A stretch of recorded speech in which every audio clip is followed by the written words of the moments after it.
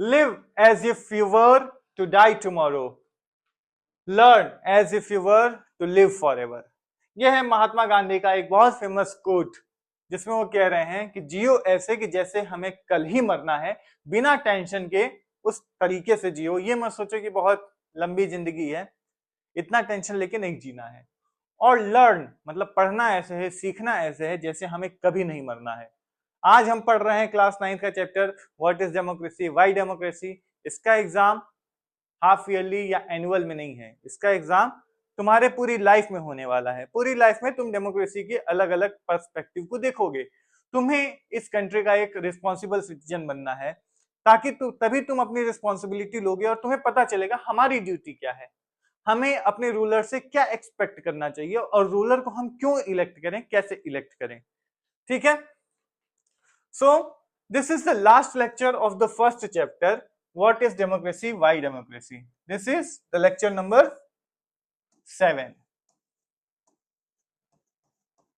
Lecture number 7। ठीक है। और हमने अभी तक क्या पढ़ा था, हमने डेमोक्रेसी लगभग सब कुछ पढ़ लिया। हमने जहां से चैप्टर स्टार्ट किया था हमने सब कुछ पढ़ लिया। और उस चैप्टर के स्टार्ट में ही हमने बोला था ना कि हम लास्ट में चैप्टर को कहां तक ले जाएंगे, हम समझेंगे डेमोक्रेसी का एक ब्रॉडर मीनिंग। डेमोक्रेसी को और ब्रॉड करते हैं। क्यों हम लिमिटेड रहें, क्यों हम अपनी सोच को छोटा रखें, हम सोच को अपने बड़ा करेंगे, बहुत बड़ा करेंगे। छोटे लोगों की सोच छोटी होती है, बड़े लोगों की सोच बड़ी होती है। तो हम लोग पढ़ेंगे ब्रॉडर मीनिंग्स ऑफ डेमोक्रेसी। ठीक है। So we have considered the meaning of democracy in a limited and descriptive sense. अभी तक हमने डेमोक्रेसी को बहुत ही लिमिटेड सेंस में समझा है। तुम्हें लगा होगा कि डेमोक्रेसी पूरा चैप्टर पढ़ चुके हैं, अब तो सब कुछ डेमोक्रेसी का समझ में आ गया, पर तुमने बहुत लिमिटेड पढ़ा है। ठीक है, बहुत गिन चुन के चीजें पढ़ी है। तो डेमोक्रेसी क्या है as a form of government, हमने यही पढ़ा है। अभी तक हमने यहीं तक सोचा है, ज्यादा बड़ा सोचा नहीं है। And this helps us to identify a clear set of minimal features that a democracy must have. और क्या फीचर्स हैं, जो क्लियर फीचर्स हैं, जो 4 फीचर्स हमने पढ़े हैं डेमोक्रेसी के, वो उसको डेमोक्रेसी बनाते हैं। हमने ये फीचर्स पढ़े हैं। क्या है 4 फीचर्स, कमेंट में बताओ चारों features. So most common form that democracy takes is representative democracy. जो मोस्ट कॉमन फॉर्म है जो डेमोक्रेसी लेती है वो है रिप्रेजेंटेटिव डेमोक्रेसी। अब डेमोक्रेसी देखो दो तरीके की होती है, एक होती है रिप्रेजेंटेटिव डेमोक्रेसी और दूसरी डेमोक्रेसी होती है डायरेक्ट डेमोक्रेसी। ठीक है, एक है रिप्रेजेंटेटिव और दूसरी है डायरेक्ट डेमोक्रेसी। डायरेक्ट डेमोक्रेसी में जो डिसीजंस होते हैं वो जो रूलर है वो लेता है, बट वो रूलर कैसे इलेक्टेड है, वो डायरेक्टली इलेक्टेड है। इंडिया में क्या होता है, प्राइम मिनिस्टर को वोट क्या हमने दिया है, क्या प्राइम मिनिस्टर हमारे चाहने से बना है, मतलब कह सकते हो इनडायरेक्टली, पर ऐसा डायरेक्टली नहीं है कि नहीं। हमने वोट किसको दिया था, हमने प्राइम मिनिस्टर को तो वोट नहीं दिया, हमने वोट दिया था एमपी को। वो एमपी आगे चल के वोट देंगे प्राइम मिनिस्टर को, वो जिसे सपोर्ट करेंगे वो प्राइम मिनिस्टर बनेगा।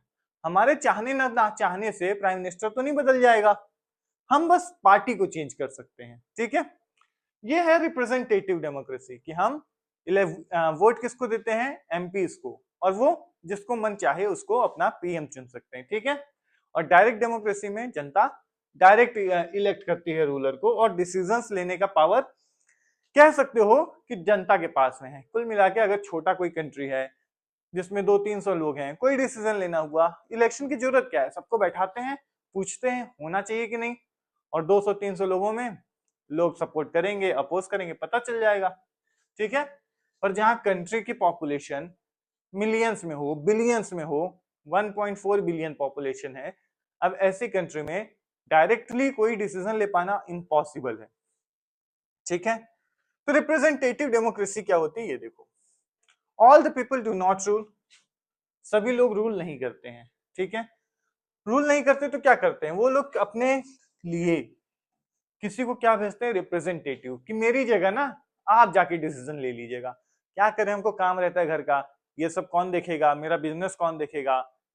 तो ये लोग क्या करते हैं, अपनी जगह किसी और को भेज देते हैं, इसे हम कहते हैं रिप्रेजेंटेटिव। हम क्या करेंगे, एक पर्सन को इलेक्ट करेंगे और उससे कहेंगे जाओ मेरा सरकार चलाने का जो काम है, जो मेरे फायदे के लिए डिसीजन होगा, हम तुम पे तुम्हारे ऊपर हमें भरोसा है, तुम जाओ हमारे लिए ये करवाओगे, हमारे एरिया के लिए ये करवाओगे, हमें जो भी जरूरत है वो हमारी पूरी करोगे, इसलिए हम तुम्हें भेज रहे हैं। ठीक है। अब even the majority does not rule directly, but वो जो मेजोरिटी है वो भी डायरेक्टली रूल नहीं करती। ठीक है। The majority of people rule through their elected representatives. एक कंट्री में जो मेजोरिटी में है, ठीक है, सरकार उनके हिसाब से बनेगी, पर वो डायरेक्टली रूल नहीं करते हैं। वो कैसे रूल करते हैं? वो रूल करते हैं किसी दूसरे पर्सन के थ्रू, कि भाई जाओ आप मेरी जगह। यही है रिप्रेजेंटेटिव डेमोक्रेसी। ठीक है। रीजंस क्या है रिप्रेजेंटेटिव डेमोक्रेसी के? जो मॉडर्न डेमोक्रेसीज हैं उसमें बहुत ज्यादा पॉपुलेशन है, large number of people, that it is physically impossible for them to sit together and take action. एक जगह बैठ के कोई एक्शन लिया जाए ये तो मुश्किल है। मुश्किल क्या, इम्पॉसिबल ही है। Even if they could, the citizen does not have the time, the desire और the skills to take part in all the decisions. अगर चलो कर भी लेते हैं, पॉसिबल भी हो जाता है कि हाँ सबको बैठा लिया जाए किसी भी तरीके से, तब भी सभी सिटीजन्स के पास टाइम नहीं है। ठीक है। टाइम बहुत इंपॉर्टेंट चीज है, सबके पास टाइम नहीं है। अच्छा, टाइम नहीं होता है तो क्या होता है? टाइम नहीं होता है तो क्या होता है? तुम्हें कोई चीज बताई गई, ठीक है, तुमने इंटरनेट खोला, इंटरनेट पे तुमने कुछ सुना, अब तुम्हारे पास टाइम नहीं है तो तुम क्या करोगे? उसको चेक नहीं करोगे सही सुना या गलत सुना। तुम्हारे पास टाइम नहीं है तो क्या करोगे? मान लोगे। कौन जाए इतनी मेहनत करके देखने के सही है या गलत है? ठीक है। डिजायर नहीं है, चाह ही नहीं है, सीखना ही नहीं है, कुछ करना ही नहीं गवर्नमेंट में। हमें ऐसे घर पे ज्यादा आराम करने में आसान है, हम जो जॉब कर रहे हैं उसमें ज्यादा मजा आ रहा है, या स्किल्स नहीं है। अब गवर्नमेंट चलाना बच्चों का खेल तो है नहीं। अगर जिंदगी में कोई एक डिसीजन लेना होता है तो पूरी जिंदगी उथल पुथल हो जाती है, क्या लें कैसे करें, डर लग रहा है, वो है, नर्वस है। अब गवर्नमेंट को ऐसे डिसीजन रोज लेने हैं तो वो ऐसे लोगों के साथ कैसे डील चल पाएगी, है कि नहीं? So this gives us a clear but minimal understanding of democracy. तो इससे इसने हमें क्या दिया? क्लियर, एकदम साफ हो गया डेमोक्रेसी का मतलब। और लेकिन बताया क्या है? मिनिमल, मतलब बहुत कम चीजों में बताया गया है। Now we can distinguish democracy from non democracies, but we can not distinguish between a democracy and a good democracy. अब हमने इतना पढ़ा है तो हम एक काम तो कर सकते हैं, क्या? कौन डेमोक्रेसी नहीं है, कौन डेमोक्रेसी है, इन दोनों में हम डिफरेंस बता सकते हैं। पर कौन सी डेमोक्रेसी अच्छी डेमोक्रेसी है और कौन सी डेमोक्रेसी सिर्फ डेमोक्रेसी है, इसमें डिफरेंस कैसे बताएंगे? क्या ये जो फीचर्स हमने पढ़ा, क्या हम बता सकते हैं कि वो डेमोक्रेसी अच्छी डेमोक्रेसी कौन सी है और बुरी कौन सी है? ठीक है। It does not allow us to see the operation of democracy beyond government. For this, we need to turn to broader meanings of democracy. अब इन सब डिफिनेशन से हमने सिर्फ फॉर्म ऑफ गवर्नमेंट के बारे में पढ़ा। गवर्नमेंट ऐसी होनी चाहिए, इलेक्शन ऐसा होना चाहिए, ये होना चाहिए, वो होना चाहिए। पर जब तक हम ये ना देखें डेमोक्रेसी काम कैसे कर रही है, तब तक हमें नहीं पता चलेगा कि डेमोक्रेसी अच्छी है या बुरी है। ठीक है। और देखो डेमोक्रेसी वर्ड के other uses, in a classroom, in a families, in political parties etcetera. हर जगह क्लास में यूज किया जाता है कि क्लासरूम डेमोक्रेटिक है, एक फैमिली डेमोक्रेटिक है, ठीक है, या एक पॉलिटिकल पार्टी डेमोक्रेटिक है। क्लासरूम डेमोक्रेटिक कैसे होगी?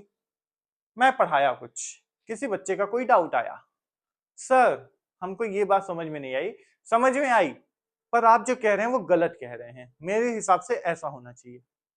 और टीचर क्या करे? उसको डांट दे, मार के बैठा दे, क्लास के बाहर भगा दे कि तुमको फालतू का सवाल पूछना है तो चले जाओ, बट उसके सवाल का जवाब ना दे और उसकी क्यूरियोसिटी जो उसको कहना था वो कह ही ना पाए। ऐसे क्लास में लर्निंग बहुत ज्यादा नहीं हो पाएगी। जो बच्चे जानना चाहते हैं उनको बताना जरूरी होता है, ठीक है। और जब ऐसा डिस्कशन वाला इन्वायरमेंट होता है, सारी चीजें डिस्कस हो पाए, ऑनलाइन में तो इतना डिस्कशन नहीं हो पाता है, बट क्लासरूम में यही पॉलिटिक्स पढ़ते टाइम डिस्कशन बहुत अच्छा होता है। और बिना डिस्कशन के ये सारी चीजें इतनी अच्छे से नहीं समझ में आती, क्योंकि व्यूज तुम्हारे भी मैटर करते हैं। तो उस केस में वो क्लास क्या होगी? डेमोक्रेटिक होगी। एक फैमिली में कोई डिसीजन लेना है किसी को, और वो डिसीजन कोई एक ही पर्सन ले ले, दूसरे का ओपिनियन मैटर ही ना करे, पूछा ही ना जाए तुमसे, तो वो क्या होगा? वो भी अनडेमोक्रेटिक होगा। और एक पॉलिटिकल पार्टीज जिसमें इलेक्शन ही नहीं हो रहा है। ठीक है, पॉलिटिकल पार्टी के अंदर भी इलेक्शन होता है, कौन पॉलिटिकल पार्टी का प्रेसिडेंट बनेगा, किसके कहने पे कैसे सरकार चलेगी, ठीक है, उसके लिए भी इलेक्शन होता है within a political party. ठीक है, a democratic decisions involves consultation with and consent of all those who are affected by that decisions. तो एक डेमोक्रेटिक डिसीजन का मतलब होता है कंसल्टेशन विद, मतलब उन सबसे बात करनी है और उन सबकी कंसेंट चाहिए, सबकी सहमति चाहिए जिनके ऊपर हमारे लिए गए डिसीजन का प्रभाव पड़ेगा। ठीक है, मतलब हमें कोई रूल बनाना है किसानों के लिए और हम क्या कर रहे हैं, हम किसी किसान से बात ही नहीं कर रहे हैं और हम क्या कह रहे हैं, हम तो डेमोक्रेटिकली इलेक्टेड हैं, जनता ने हमें इलेक्शन जिता के भेजा है तो हमें पूरा सपोर्ट है जनता का, तो हम कोई भी डिसीजन ले सकते हैं। अब ये डिसीजन लेने के लिए किसानों से पूछने की क्या जरूरत है, पर अगर वो डिसीजन किसानों को इंपैक्ट करता होगा तो किसानों से पूछा जाना चाहिए या नहीं पूछा जाना चाहिए। अगर ऐसा होता है तभी वो डेमोक्रेसी अच्छी डेमोक्रेसी है, अदरवाइज वो डेमोक्रेसी अच्छी डेमोक्रेसी नहीं है। Those who are not powerful have the same say in taking the decisions as those who are powerful. जो लोग पावरफुल हैं उनके पास भी उतना ही बोलने का अधिकार होना चाहिए जितना कम पावरफुल लोगों के पास है। ठीक है, ऐसा नहीं है कोई डिसीजन लेना है, एक साइड कॉर्पोरेट मतलब एक बहुत बड़ा बिजनेसमैन है, दूसरी साइड एक छोटा किसान है और दोनों के बीच में जो डिस्प्यूट है, जो लड़ाई है, उसको सॉल्व करने के लिए हम बिजनेसमैन की बात सुन रहे हैं क्योंकि उसके पास बहुत ज्यादा पैसा है, पर किसान की बात इग्नोर कर रहे हैं, तो ये भी एक डेमोक्रेसी नहीं है। अब ये सारी चीजें हमने फीचर्स ऑफ डेमोक्रेसी में नहीं पढ़ा, ये सब है broader meaning of democracy. Democracy का मतलब क्या है और क्या मतलब है। This can apply to a government और अ फैमिली और एनी अदर ऑर्गेनाइजेशन। ये जो वर्ड डेमोक्रेसी है वो किसी के लिए भी यूज हो सकता है। डेमोक्रेसी का मतलब सिर्फ गवर्नमेंट नहीं है। ठीक है, thus democracy is also a principle that can be applied to any sphere of life। और इसलिए डेमोक्रेसी हमारी लाइफ के किसी भी स्फीयर में, मतलब किसी भी लाइफ के पार्ट में डेमोक्रेसी वर्ड का यूज किया जा सकता है। ठीक है, sometimes we use the word democracy to set up an ideal standard that all democracies must aim to become। कई बार हम डेमोक्रेसी वर्ड का यूज इस तरीके से करते हैं जिससे हम उसके लिए एक हायर आइडियल सेट करते हैं, मतलब ये तो तुम्हें अचीव करना चाहिए, डेमोक्रेसी हो ना तो ये तो दोगे ना अपने सिटीजन को कि नहीं दोगे। True democracy will come to this country only when no one goes hungry to bed. इस कंट्री में डेमोक्रेसी तभी आएगी जब इस कंट्री में रात को कोई भी भूखे पेट सोता ना हो, तब हम कहेंगे कि हाँ अब आई है democracy. In a democracy, every citizen must be able to play equal role in decision making. For this, you don't need just an equal right to vote. Every citizen needs to have equal information, basic education, equal resources, and a lot of commitment. एक democracy में हर citizen को क्या मिलना चाहिए, equal role मिलना चाहिए decision बनाने में। कोई भी डिसीजन लिया जाए तो सबकी बराबर की भागीदारी होनी चाहिए। और ये भागीदारी ऐसा नहीं कि सबको राइट टू वोट दे दिया, तुमने पीएम इलेक्ट कर दिया, काम खत्म ना। ये कब आएगी इक्वालिटी, जब सभी सिटीजन को क्या मिलेगा, इक्वल इंफॉर्मेशन, बेसिक एजुकेशन सबको मिलेगा ताकि वो समझ पाए क्या सही होता है, क्या गलत है, क्या मोरल है, क्या इमोरल है, और सबको इक्वल रिसोर्स मिले। किसी के पास बहुत ज्यादा रिसोर्स है, किसी के पास कोई रिसोर्स नहीं है। जैसे दुष्यंत कुमार की कविता है, कहां तो तय था चरागाह हर एक घर के लिए, कहां चराग मयस्सर नहीं शहर के लिए। ठीक है, और लॉट ऑफ कमिटमेंट, ये सारी चीजें होंगी तब एक डेमोक्रेसी जाके अच्छी डेमोक्रेसी बनेगी। If we take these ideal seriously then no country in the world is a democracy. पर अगर हम ये डिफिनेशंस को एकदम सीरियसली ले लें तो कोई डेमोक्रेसी, कोई भी कंट्री वर्ल्ड में डेमोक्रेसी है ही नहीं। ऐसी कोई कंट्री नहीं होगी जहां पर हंगरनेस ना हो। ठीक है, yet an understanding of democracy as an ideal reminds us of why we value democracy। पर इस बात से एक चीज तो तुम्हें समझ में आ गई कि हम डेमोक्रेसी की इतनी इज्जत करते क्यों हैं, क्योंकि डेमोक्रेसी क्या अचीव करना चाहता है ये सोचो। डेमोक्रेसी का मतलब कोई भी पर्सन किसी भी कंट्री का भूखे पेट नहीं सोना चाहिए। इतना टॉप स्टैंडर्ड हम सेट कर रहे हैं तब हम कहेंगे वो डेमोक्रेसी है। इसका मतलब अगर हमारी कंट्री डेमोक्रेसी है भी तो हम क्या यहाँ पर रुक जाएंगे? नहीं, हम कोशिश करेंगे कि हम ये अचीव कर पाए। भले ना कर पाए, 100% हम नहीं अचीव कर पाएंगे। और अभी जो भी कर रहे हैं, जिस भी स्पीड से चल रहे हैं, पर हमारा टारगेट तो यही है, गरीबी मिटा देना, सबको प्रॉपर भोजन मिल पाए, सबको एजुकेशन मिल जाए, ठीक है, राइट टू वर्क हो, ठीक है, विमेन मेन की इक्वालिटी हो, कास्ट के बेसिस पे डिस्क्रिमिनेशन ना हो। ये हमने पढ़ा था क्या डेमोक्रेसी के 4 फीचर्स में? नहीं ना, पर उसी फीचर्स में से ये सारी चीजें निकल के आ रही हैं। ये है डेमोक्रेसी की ब्रॉडर मीनिंग। आगे देखो, इट इनेबल्स अस टू जज an existing democracy and identify it's weaknesses. इससे हम क्या कर सकते हैं? ऐसी डिफिनेशन से हम अपनी डेमोक्रेसी में कमियां बता सकते हैं कि अभी हमारी कंट्री में क्या कमी है। ठीक है, हम कंट्री को इतना अच्छा, ठीक है, हमारी कंट्री ऐसी है, बढ़िया है, हम लोग क्या कहते हैं? हम लोग कहते हैं ना कि हमारी कंट्री में ये कमी है।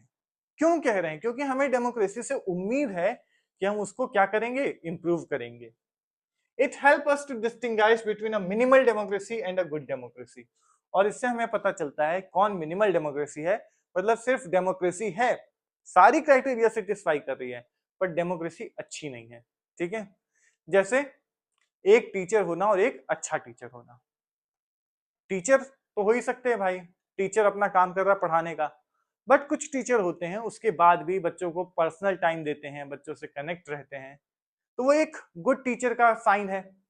अब टीचर तो वो दोनों केस में है, पर वो मिनिमल टीचर है, वहां बस वो टीचर जो कहना, मतलब टीचर कहलाने के लिए जो जरूरी है उसके पास है, पर उससे एक्स्ट्रा कुछ भी नहीं है।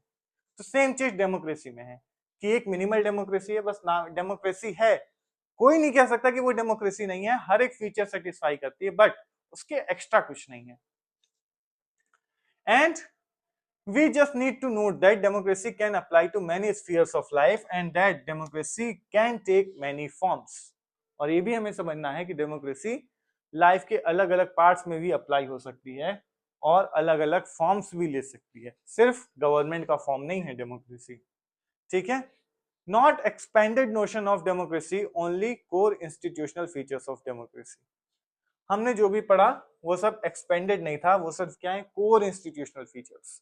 यही है मिनिमल होने का मतलब, जो जरूरी है वो है, कोई भी ऐसी चीज नहीं जो जरूरी नहीं है। ठीक है, जैसे मैं कहता हूँ एक स्टूडेंट है, पास करने के लिए 33% मार्क्स चाहिए, वो 33% मार्क्स लाता है, तो क्या हम उसे गुड स्टूडेंट कहेंगे? वो पास है पर बहुत अच्छा है क्या? नहीं ना, हम चाहते हैं उससे एक्सपेक्ट करते हैं वो और अच्छा करे। सिर्फ पासिंग मार्क्स पार कराने से हम उसकी क्या तारीफ करें, है कि नहीं? Various ways of taking decisions in a democratic manner as long as the basic principles of consultation on an equal basis is accepted। क्या मतलब है डेमोक्रेसी का? कि जो डेमोक्रेटिक जो भी डिसीजंस है वो डेमोक्रेटिक मैनर में लिए जाए, कंसल्टेशन सबसे की जाए। ठीक है, इन माई विलेज द ग्राम सभा never meets, is that democratic? मेरे गांव में ग्राम सभा कभी नहीं मिलती, क्या यह डेमोक्रेटिक है? बताओ, इससे इजी है मैं इस पे बोल भी दूं कि हाँ या ना तो वो पाप है, वो तुम लोग खुद समझ जाओ। The most common form of democracy in today's world is rule through people's elected representatives। आज के टाइम में सबसे common form representative democracy. But if the community is small there can be other ways of taking democratic decisions. But अगर community ही small है, जो decision लेना है जिनको, वो पॉपुलेशन कम है, तो हमें रिप्रेजेंटेटिव डेमोक्रेसी की भी जरूरत नहीं है, हम अलग तरीके से भी डिसीजन ले सकते हैं सबसे पूछ के। All the peoples can sit together and take decisions directly। This is how ग्राम सभा should work in village। इसी तरीके से ग्राम सभा गांव में काम करनी चाहिए। ठीक है, जैसे हमें पता है कि लोकसभा में मेंबर कितने हैं? 545। इसी तरीके से ग्राम सभा में मेंबर कितने होते हैं? ग्राम सभा में सभी एडल्ट सिटीजन उस विलेज के उसके मेंबर होते हैं। तो डिसीजन लेना होगा तो उसी विलेज के सारे एडल्ट मेंबर्स डिसीजन लेंगे, ठीक है। Can you think of some other democratic ways of decision making? और कोई तरीका सोच पा रहे हो डिसीजन मेकिंग का डेमोक्रेटिक तरीके से? जैसे ग्राम सभा में तो ये सारी चीजें यूज की जाते हैं, ऐसे ऐसे सिस्टम वर्क करता है। This also means that no country is a perfect democracy.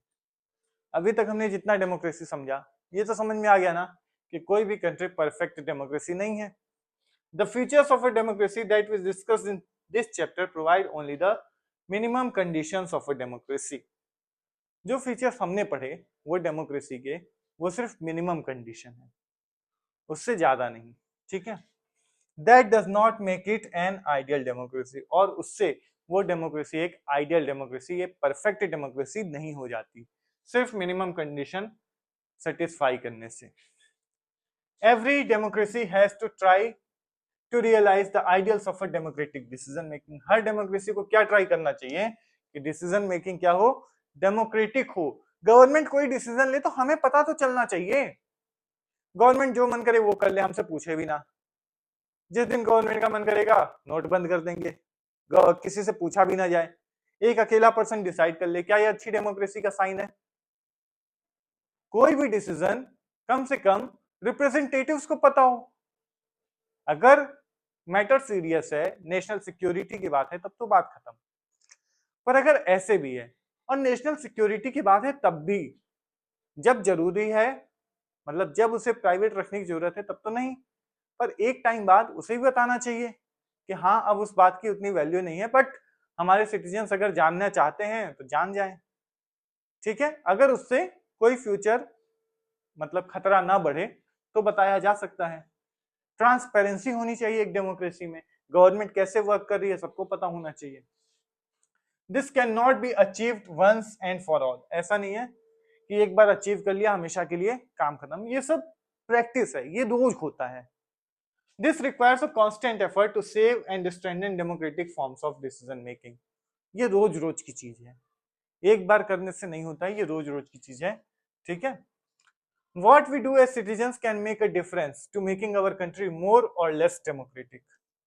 हम जो सिटीजन्स की तरह करते हैं, हम जितने अवेयर हैं, हमारे साथ कुछ गलत होता है हम क्या करते हैं, हमारी कंट्री में कुछ कमी है हम क्या करते हैं उसके लिए।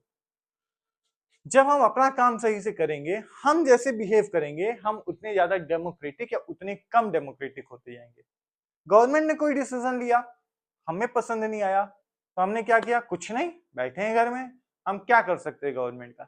जब तक हम ऐसा सोचेंगे तो क्या होगा, डेमोक्रेसी और खत्म होती जाएगी। डॉक्टर राम मनोहर लोहिया ने कहा था कि जब सड़कें सुनसान हो जाती हैं तो संसद आवारा हो जाती है।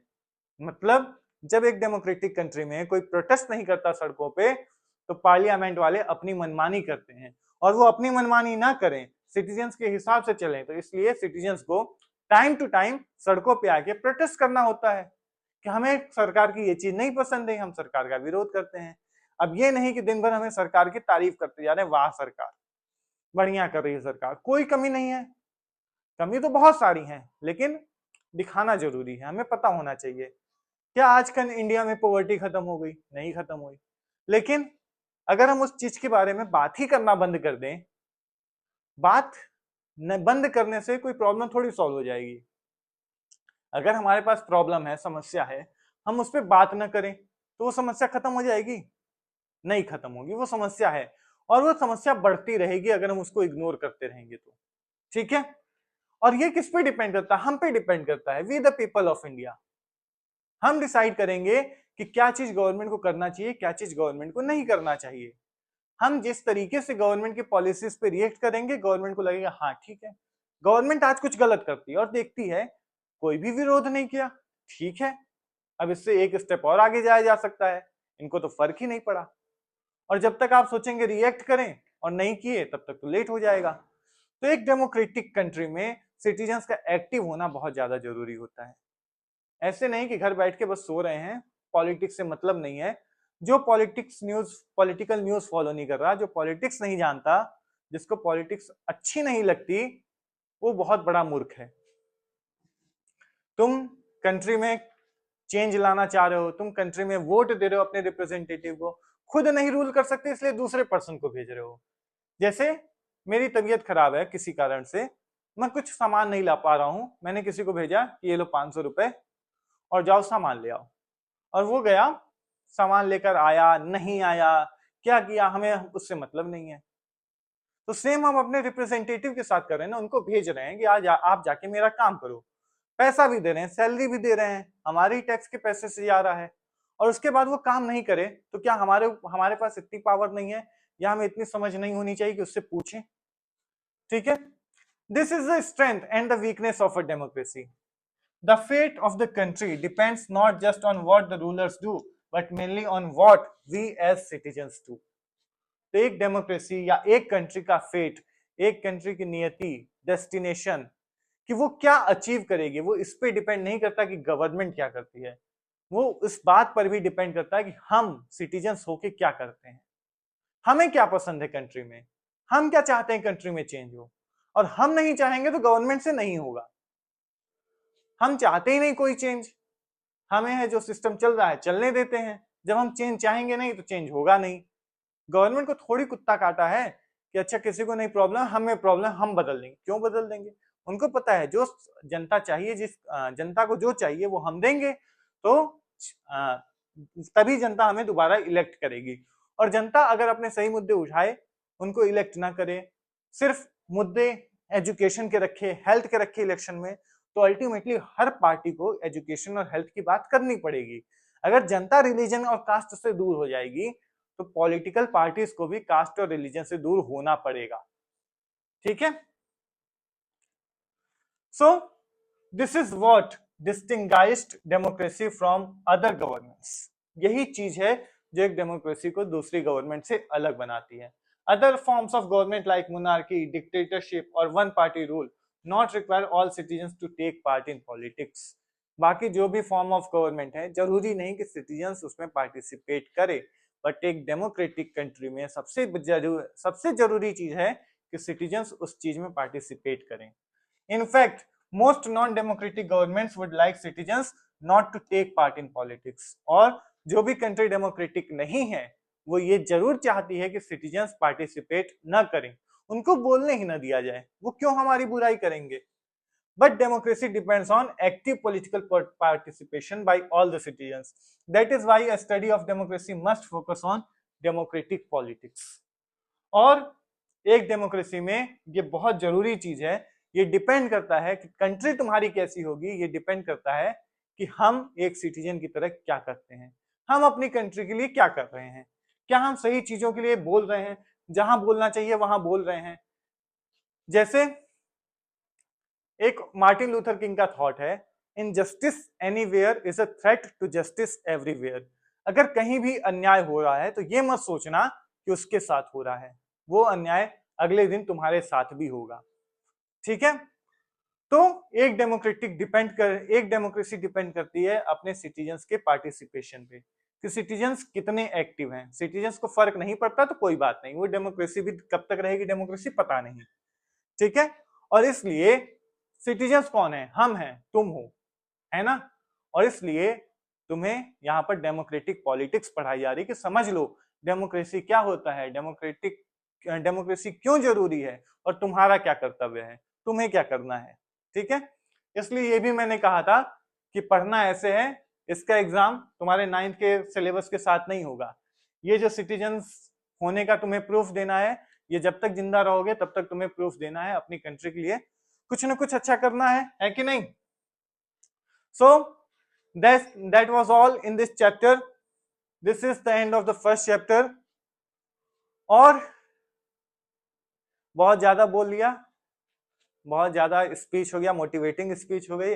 यूजुअली मैं मोटिवेटिंग स्पीच देता नहीं हूँ, मुझे लगता है डिमोटिवेशन स्पीकर की ज्यादा जरूरत है इंडिया में। कुछ लोग बहुत जल्दी डिमोटिवेट होकर बहुत बड़े बड़े डिसीजंस ले लेते हैं, तो जरूरी है लोगों को डिमोटिवेट करना भी, कि सबको उसकी असलियत पता चले, ये नहीं कि तुरंत चढ़ा के आसमान में फेंक दिया जाए। ठीक है, तो बस इतना ही।